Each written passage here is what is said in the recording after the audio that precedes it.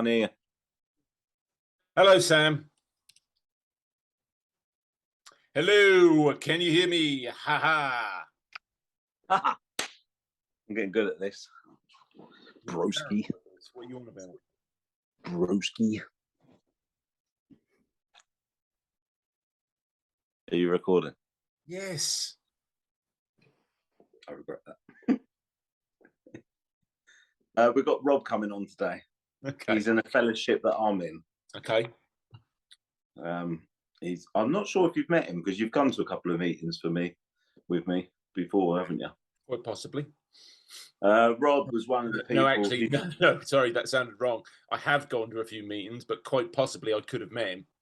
Oh right, yeah, yeah. Yeah. But yeah, he's a few months ahead of me in recovery. When I first went into recovery,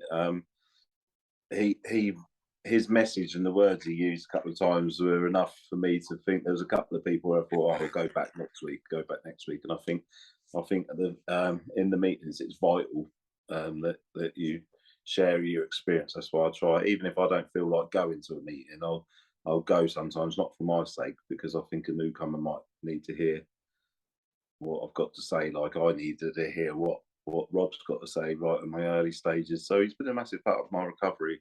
Yeah. Yeah. Been working away, haven't you? Yeah. So that's like I know the background is kind of blurry here, but this is actually a hotel room, and I haven't really stopped, to be fair, since Birmingham. Really, like it's just been one fucking hotel after another. I'm pretty pooped. Yeah.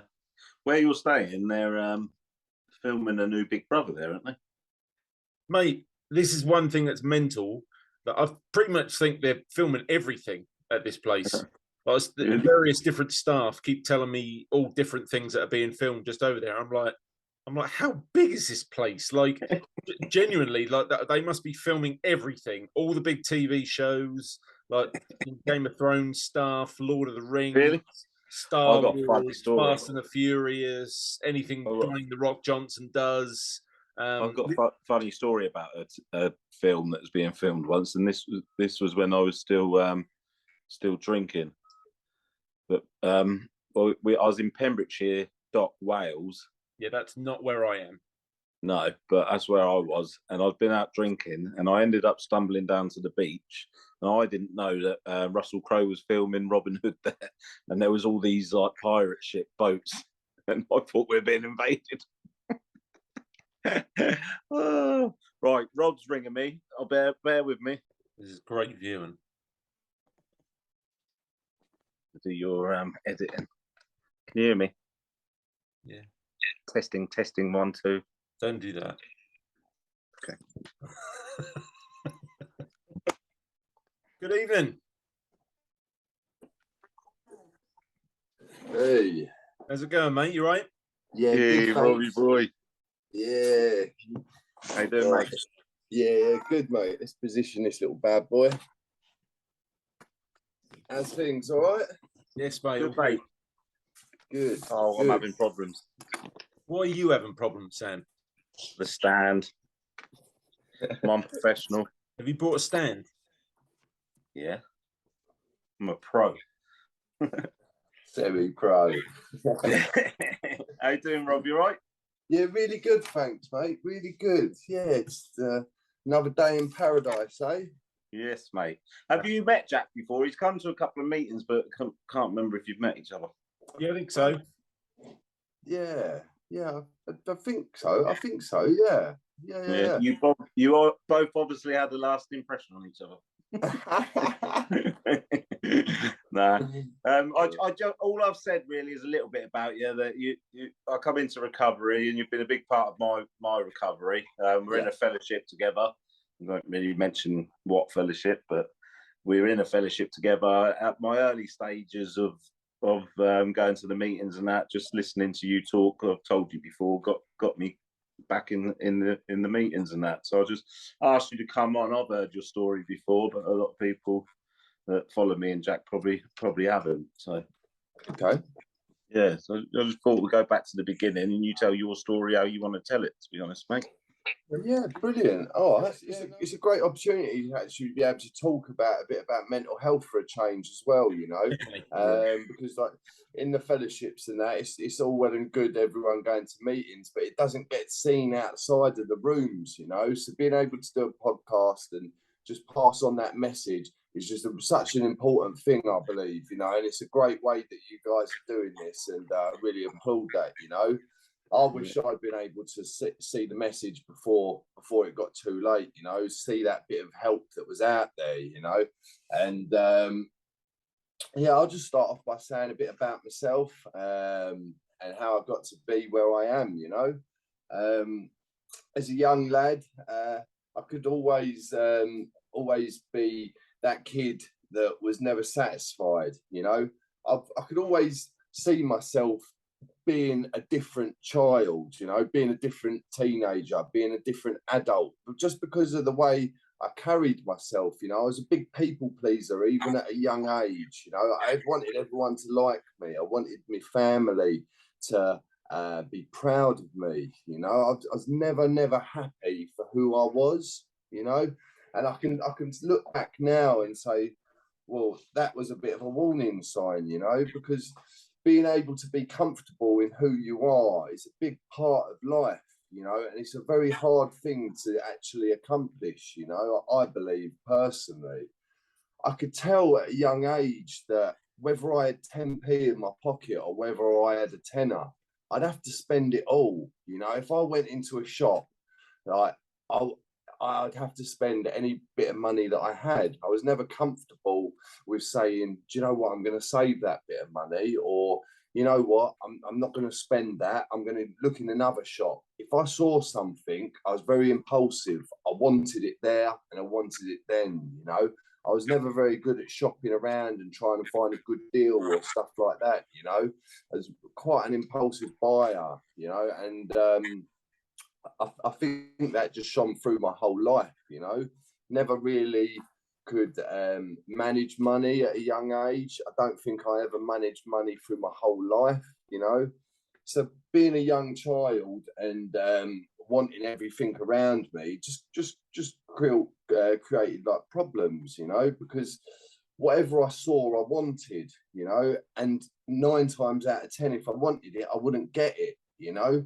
I was always told by my parents what I could have and not what do you want, you know. So if there was an option to pick something like let's say a school bag for school, I wanted the Nike one, but I got the Diodora, you know. Like I never got what I was asking for, you know, and I always felt like I was like deprived of something, you know, because I didn't understand the value of money and I didn't understand that's what my parents could afford, you know. So from an early age, I was like that, and then I went off to school, and I just did my best to try and fit in. Really, I was a bit of a chameleon at a young age. You know, I jumped from different social groups. I never found my close network of friends that I stuck with. I always jumped around the groups. I really enjoyed school. I was quite a bright kid at the beginning of secondary school, and then I just started hanging around with kids that had something that I wanted, and 9 times out of 10 it was the kids that had the nice clothes or had a bit of money or were allowed out late at night time, because I was never allowed any of that. So basically I was always searching for something that I couldn't have, you know. So I wanted to be out with the kids that was late at night. I wanted to hang around with the older kids because they had a bit of money and they were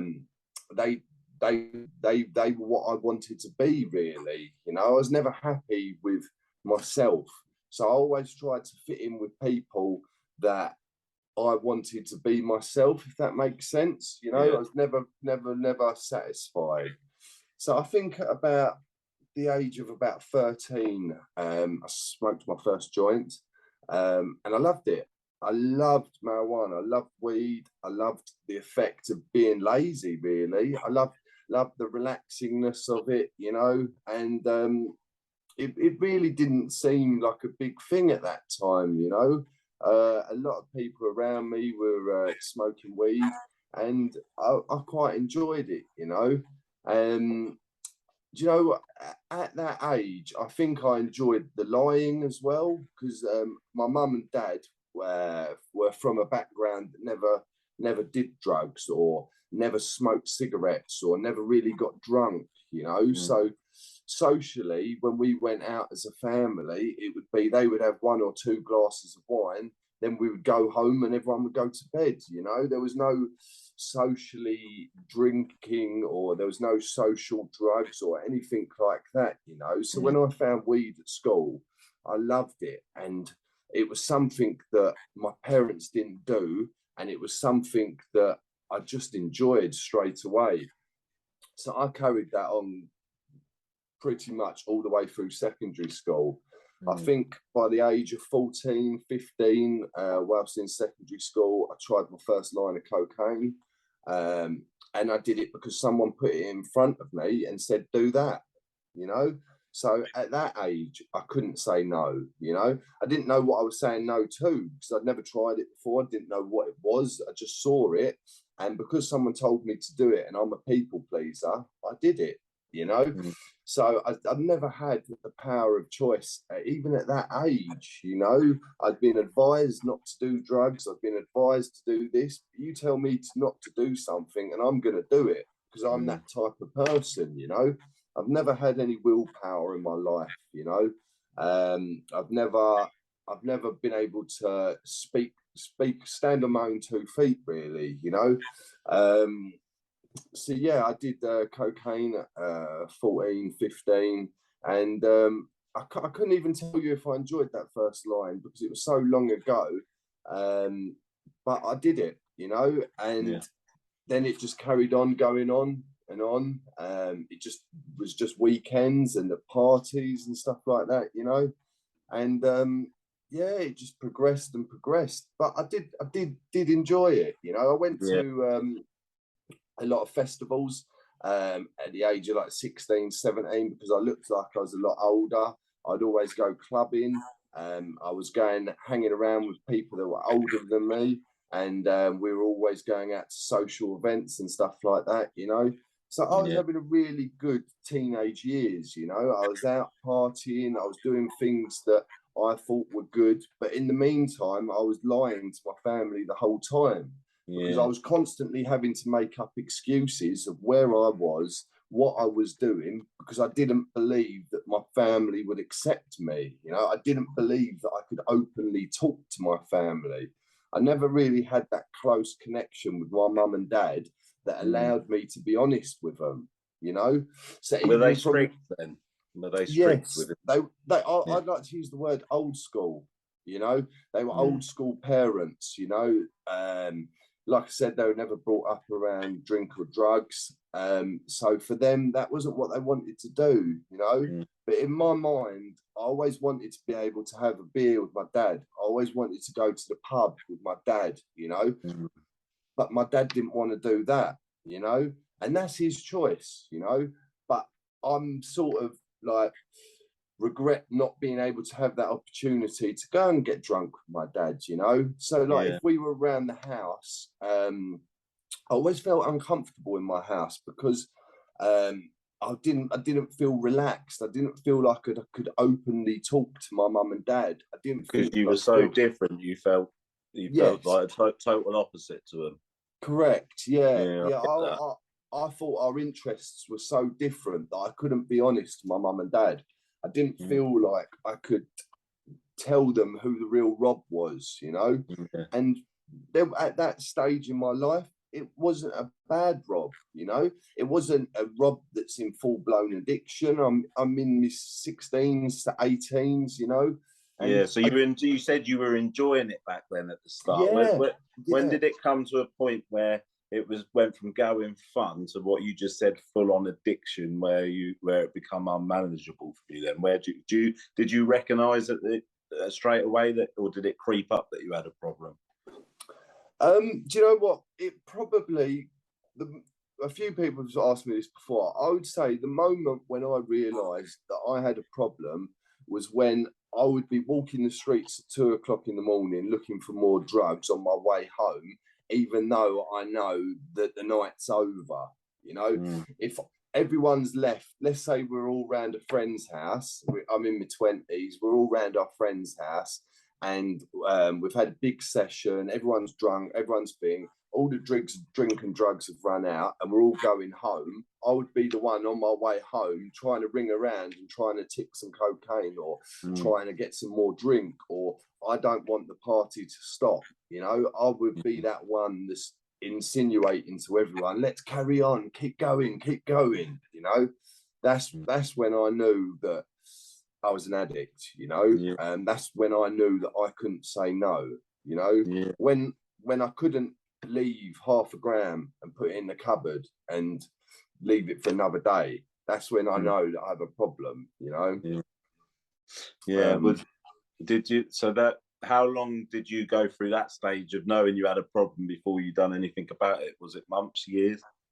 So I was using for about 20 years, and I'd say probably halfway after 10 years, from 13 to 23 was fun, you know.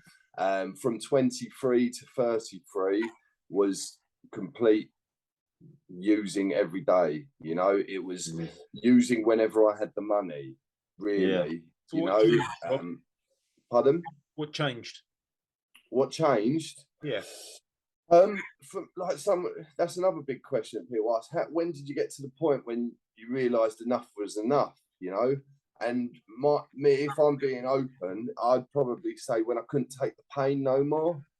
You know, when I got to the point that I was using so much that I literally could not stop. You know, where I was using so much that I couldn't stop sniffing cocaine, that it physically wouldn't go up my nose anymore. You know, when it got to the point where I'm going 4 or 5 days without no sleep, you know, I'm trying to not look my mum in the eye because I can't face seeing her, you know, when I actually said to myself, do you know what, I can't do this anymore because I can't escape from it.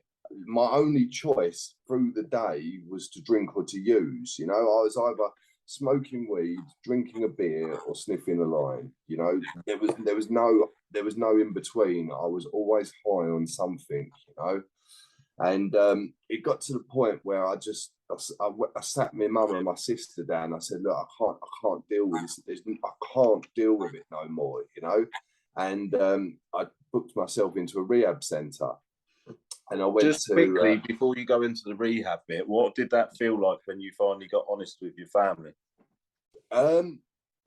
If I'm being honest, I'd been honest to them for a long time, you know. But the problem was, before this, we went and looked at the rehab centre about 2 years before, and I walked around that rehab centre, and I knew I needed to be there, but I said, no, I don't need this. You know, my mind was still telling me, no, you can do it without it, you know. Yeah, just wasn't ready. No, I wasn't ready to stop. And I actually, in actual fact, left the country 2 weeks later to run away to try and sort myself out. So I went to go live in the mountains, and I went and lived in the French Alps for 6 months. And whilst out there, I found drinking drugs just as much as I did here, and I was back to square one. I'd left one country to go to another country, but not knowing that wherever I went, my head went, you know? Just shows you can't run away from your problems. There's got to be a time where you've got to tackle them head on, and that's what you've done by going to rehab. So you ended up going back to the rehab that you originally looked at then when you got back from France. Yeah.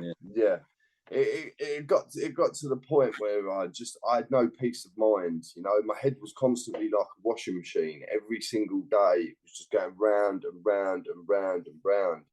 And the day I went into the rehab centre, I had already sniffed 3 grams of gear in the morning, and I just literally walked into there like an absolute mess. I just honestly couldn't take it anymore. So I went in there, and I went in there on my hands and knees and said, look, I have got no other option, you know. My mental health had been seriously affected, you know. I couldn't concentrate, I couldn't think, you know. I needed to be locked away just to escape it, you know.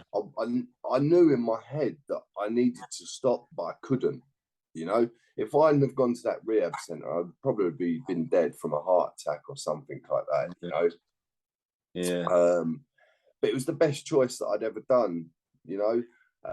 It was the best thing that I'd ever done, because it gave me that break, you know, and it gave me the insight into the solution, you know.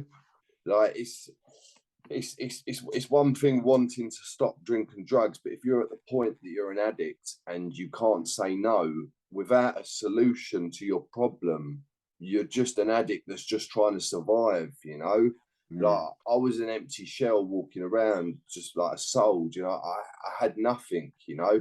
And then after going into rehab, I started to get a lot back, you know. I started to be able to just wake up in the morning and just want to be there, you know. Like it got to the point before rehab that I didn't want to die, but I didn't want to be alive, you know. You know, my mental health was so bad. It was just telling me. I've heard you say that in meetings before, and I remember just registering with that so much. I remember the first time I heard you say that. I didn't want to die, but I didn't want to live anymore. And I remember thinking, yes, you know what I mean? Like, you know, your head plays your mind games. You know, when you're laying there having a conversation with the light bulb in the middle of the night, and everything's going through your head, and you're just hating on yourself. You know, that. I can honestly say that I was the most pitiable person in the world. Everything was against me. I would see someone, I'd look out the window, see someone walking down the road, having a lovely day, smiling and chatting, and I think, fucking hell, what an arsehole. Like, what's he got to be happy about? You know, because my life was so miserable, you know. I couldn't be kind and loving towards all, you know, and that's what this program gives me today. You know, I can be happy for people, you know. I couldn't do that before because I wasn't happy in myself, you know. And that's just like, I was severely depressed, but I thought depression only happened to people that had serious problems. But I didn't realize that my addiction was an actual illness and an actual problem, you know. I thought that I chose to use. I thought that I chose to wake up in the morning and go meet a dealer at 6 o'clock, you know. I thought I chose to go into the shops and buy 4 beers. I didn't realize that I was powerless and I had no choice, you know. And till I could have that detox period and actually just try and get some time behind me, because in 20 years I never had a month clean, you know. I'd never had. I tried to get on the railway once, so I stopped smoking weed, but it just increased the amount of cocaine I did, you know. I can safely say in 20 years I've never done more than probably a week clean, you know. And that's only when I've been on holidays, you know. And that's because I'm with my family and I'm in Disneyland, Florida, where I can't get drugs, you know. Like, so it was a big thing for me to have that break and go into rehab and just give me some sort of strength back. And that's where I found the meetings, you know. I think you need that escape from reality. We spoke before. I didn't go to rehab. I know a lot of people that did, but I had 2 weeks in a spare room at my mum and dad's house where I just completely laid there for 2 weeks. You have to. I think anyone watching this that's considering doing it, they need to go into rehab or around a friend or a family's member, because you do need to isolate yourself for about 2 to 3 or even a month. I think really just to let your body recover, your mind recover, and whatnot. I mean, you can delete every dealer's number on your phone. You can give your bank cards to your mum. You can run off to your nans. But wherever you go, your head will go. You know? You're an addict is an addict, and will find it. You found drugs in the woods in fucking France. Do you know what I mean? Like you can find it wherever you go. Of course you can. You know, if you're looking for it hard enough. That's what we often say. If an addict used this in normal life, the way he uses it to get drugs when he needs it, he'd be a very wealthy man. Do you know what I mean? So 100% changing those behaviours are very important once in recovery. you know, to be able to get rid of those numbers. I changed my mobile number. I've changed my phone. I got rid of those numbers. I don't live in the same area no more, you know. I've changed a lot of my characteristics. I still work in the same area and I still drive past places that I used to use, and it does still trigger me. Like it sends off like memories, you know, and there's such stark reminders. There's 20 years of being an addict, you know, you can't forget that stuff, you know, it sticks with you, you know.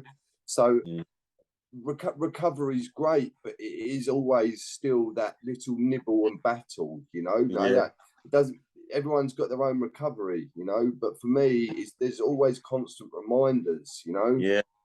But you've got a real understanding as well, and I can tell just not by the way you talk in meetings, but we all share back in meetings and that, but the way I hear you talk to other addicts and newcomers at the end of the meetings, you work your program right, and that's probably why you've had such success with it.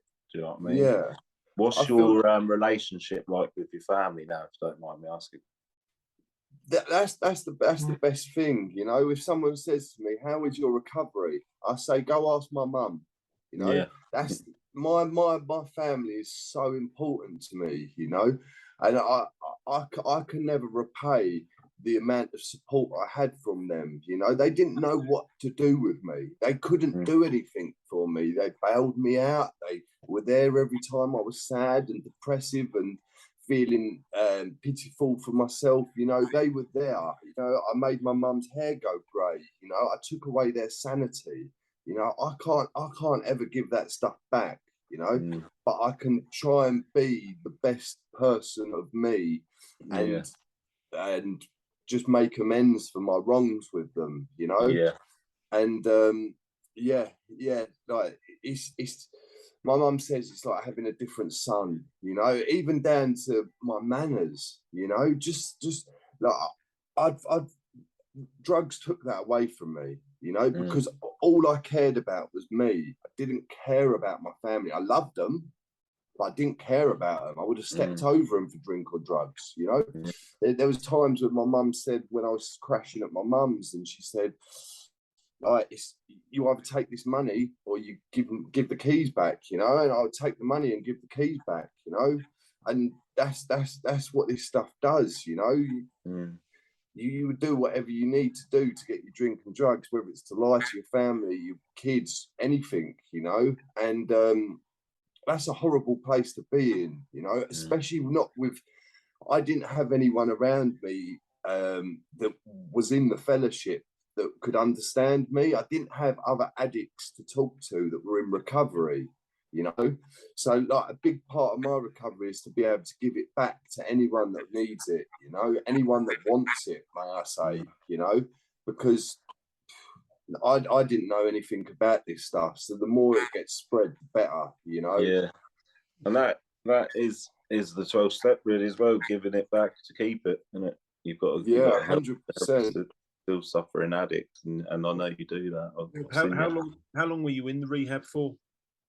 So I was checked in to do a month there, and when I went into rehab, I left half ounce of weed underneath my bed, and I went in there thinking I had a cocaine problem, you know, not a drink problem, not a weed problem, because cocaine was the thing that affected me the most. And then after being there 2 weeks, I realised and I knew that it wasn't going to be long enough, a month. I knew that I could free ride it. I knew in the back of my head I was saying to myself, you know what, when you get out, you can smoke that weed, everything will be all right, just don't do cocaine and that. And I begged, borrowed and stealed off my family, and they supported me and they lent me money so I could do a second month.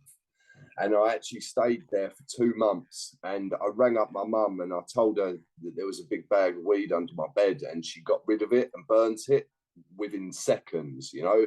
And I think that was the turning point. That was accepting. That was the point of accepting and surrendering, you know.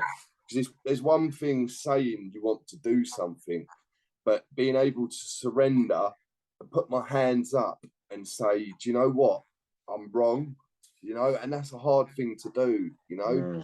Like, and that's what this program also gives you, is to be able to forgive. And like a big part of my being able to stay clean for me was forgiving myself as well, you know, I didn't mean to do those things. You know, I didn't mean to hurt all the family around me. You know, I have an illness, you know, and that's a hard thing to accept, accepting drugs as an illness, because you're choosing to use them.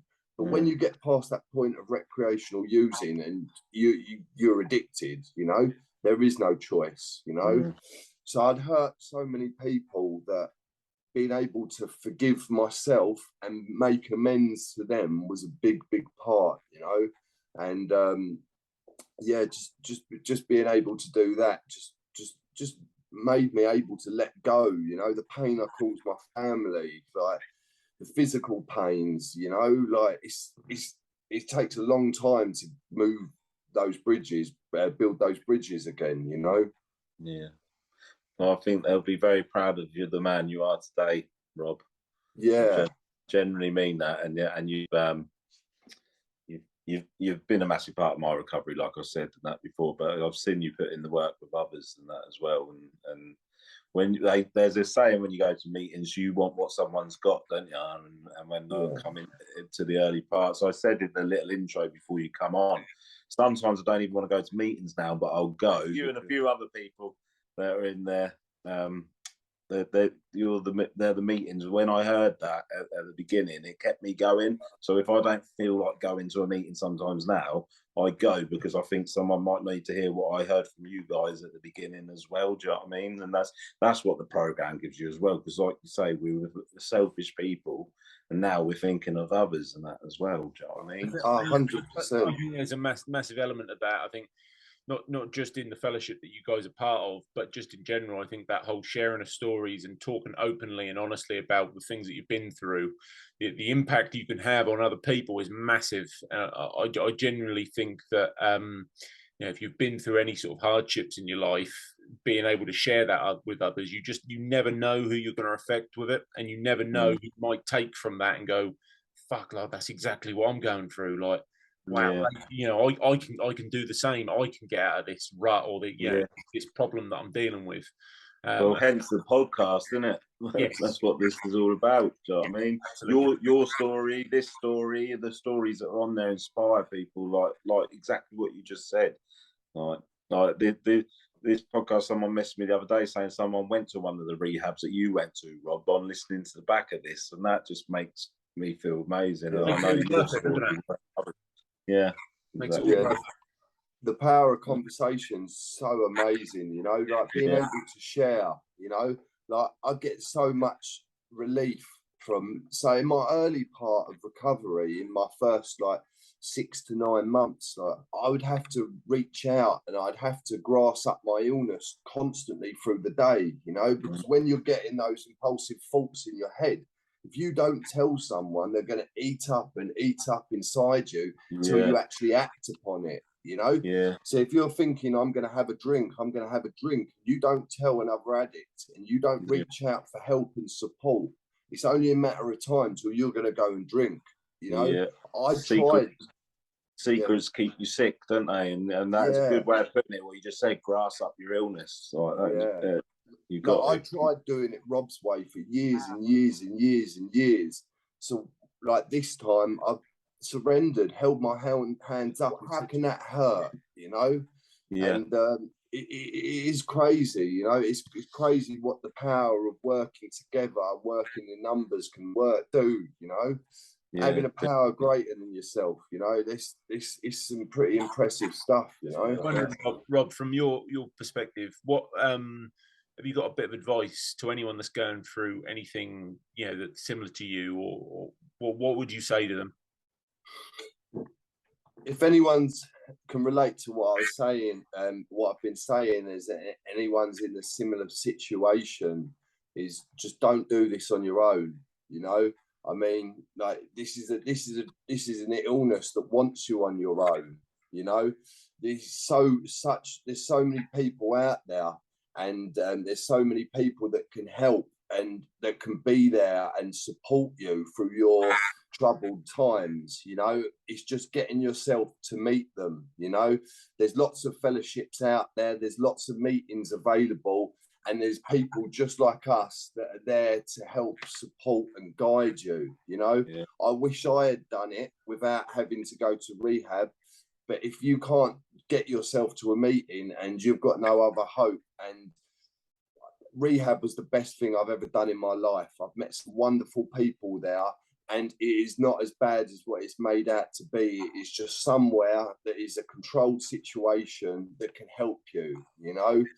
All I can suggest is don't do this on your own, you know, seek to help, get into a fellowship, get to rehab, you know, because my life is a million times better without drinking or using, you know. And I didn't think that was possible. I did not know there was a life without drink or drugs, you know, and I do more with my life without drink or drugs, hands up, hands down. You know, I've done 10 times the amount of stuff in my life since not using, you know, and I have a life, you know.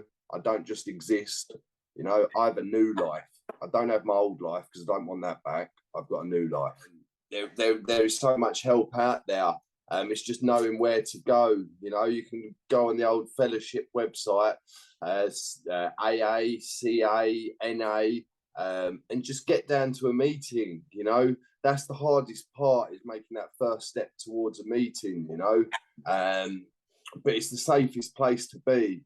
You know, if you don't walk into those places on your knees, you know, then you've got nowhere to start from. You know, you've got to be broken to be fixed, haven't you? You know, so that's where I learned this stuff, you know, and it's incredible. It's incredible seeing people. You know, my sponsor's 25 years clean, you know, and he still does this stuff, you know. And it's just so powerful. And it can be daunting and scary to go to your first meetings or first few meetings even, but if you just keep going back, the fear slowly slips away and you start hearing the stuff you need to hear, don't you? And everything just falls into place. And like you said, you done it Rob's way, I done it Sam's way for so long, and when I heard about these rooms, I just got suggested to do it someone else's way for a while, a way where people have got 25 years, 27 years, 30 years sober and that, and listen to what they've got to say, because the proof's in the pudding, it works for them. You know what I mean? So we wanted what they've got, do as they're suggested to us, and thank God today we're both putting our heads on the pillow sober tonight. Do you know what I mean?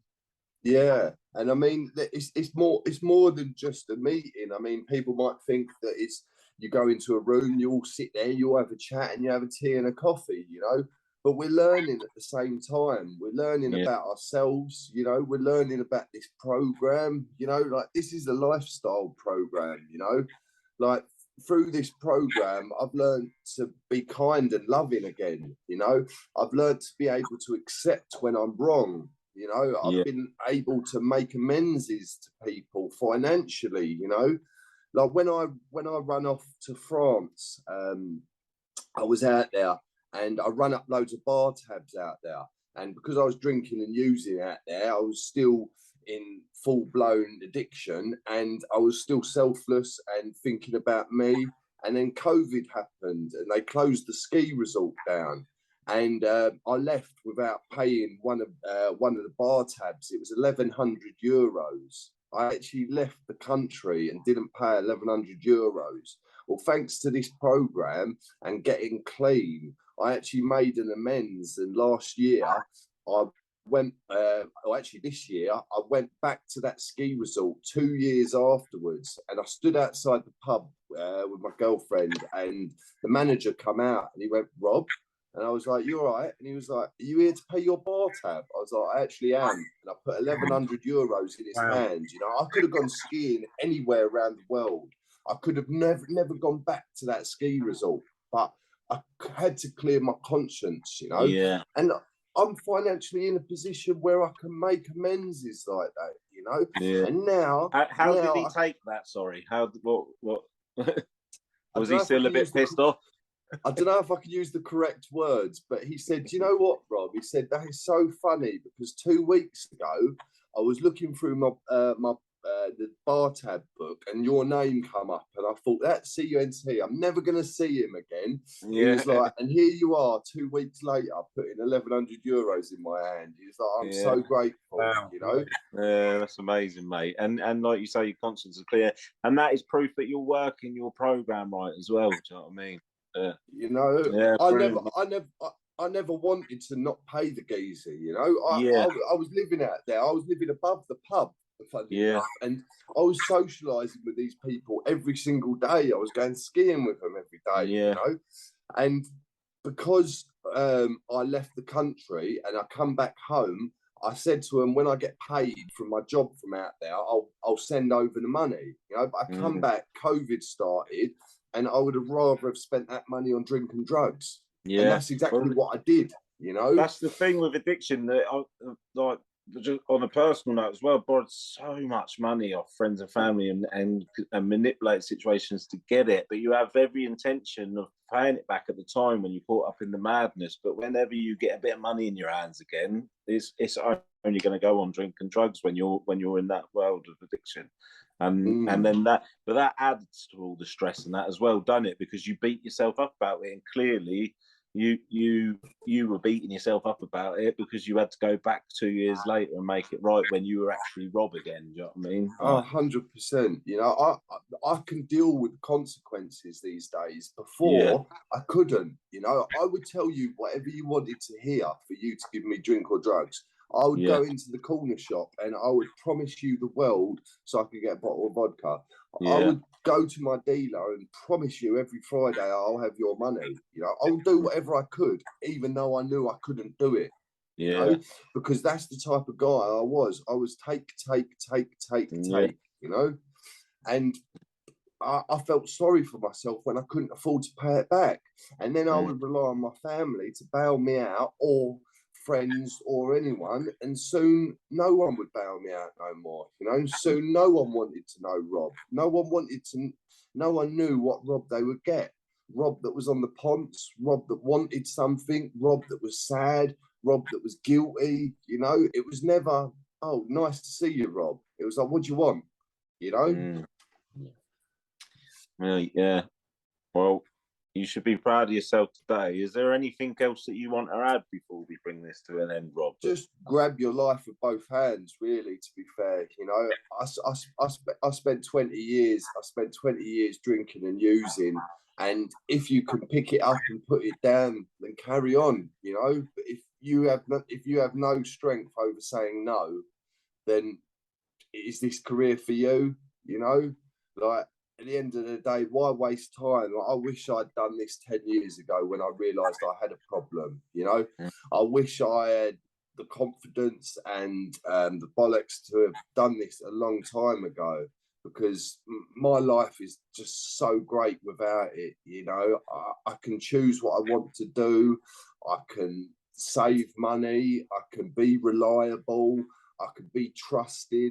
I can be all these things. I can be dependent. You know, how nice is it for my mum to actually believe what I'm saying, you know, and actually be dependable. She can ask me for favors. I can help her, you know, I can give back to people, you know, and, you know, all these things I couldn't do as an addict, you know. I was just surviving, you know. I wasn't living, I was just surviving, you know.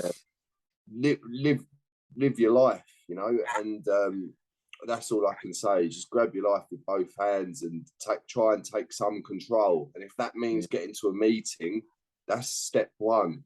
Admitting you're powerless and your life has become unmanageable. That's the first step. You can't jump to the top of the ladder. You got to start at the bottom, you know. And my suggestion to anyone is start at the bottom and go to a meeting and just listen, you know. And I hope and I pray that this helps someone or opens the eyes to people about what we do, you know. I'm sure it will, mate. I'm sure it will. Definitely. Yeah. I wanted to ask as well, when your mum threw the weed on the fire, did it get her stoned? But I thought it might be a bit inappropriate. Is your mum in meetings now? After I told her about it, I thought, oh, do you know what? I'll give that to one of my mates. I rang up one of my mates, said, do you want to stop off my mum's and grab a bag of weed? And he was like, yeah, go on then. I rang my mum back 2 minutes later after I told her about it. And she went, it's gone. And I was like, what do you mean it's gone? She was like, I've got rid of it. She didn't hang around. She didn't hang that's around. brilliant, mate. That's brilliant that you had the strength to do that as well. That just shows that you were ready. You went from going to the rehab and looking around and not going in, to then going back to the rehab after not trying to run away, and then ringing your mum up in that same rehab saying there's weed, can you get rid of it? Then you see the difference of growth in the short amount of time. Do you know what I mean? Yeah, but that's just from getting that detox period and a little bit of strength, just a tiny bit of strength, you know. Yeah. It's just do this by steps, you know, little baby steps, and it'll all add up, you know. Got to put one foot in front of the other, and before you know it, you'll be running. Isn't it? Exactly. 100%. Mate, thank you so much for coming on and telling your story, mate. You know how much you mean to me on a personal level. You too. Really appreciate it. Yeah, no problems. Anytime. Love being able to pass on the message. Awesome, Rob, and I'll see you soon, my friend. Thanks so much, Sam. Thanks a you. lot. No worries.